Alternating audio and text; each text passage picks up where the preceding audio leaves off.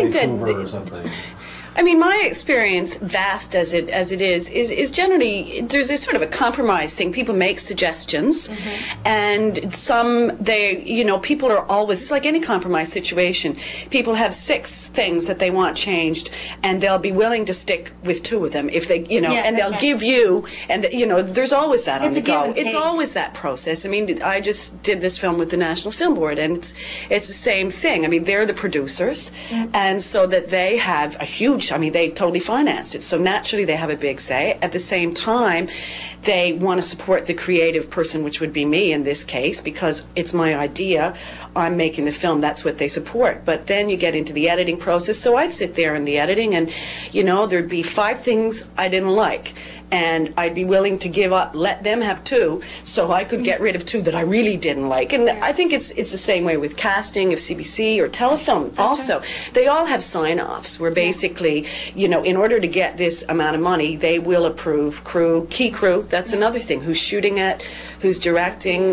For instance, with this feature film, I've never directed a feature before, so we're going to have to prove through various ways and means to the financial people that I can manage to do it. I can't just sort of say, well, no, believe me, I can do it. They do eventually have to just believe me, but we have to really sell that. But that's the breaking of the contract deal. If Rosemary can't be the director on it, then we're not going to do it. It's a deal breaker. So what we do then is we go and look at Rosemary's body of work, and we put together a good reel. So they go, yeah, well, she, we have confidence in her.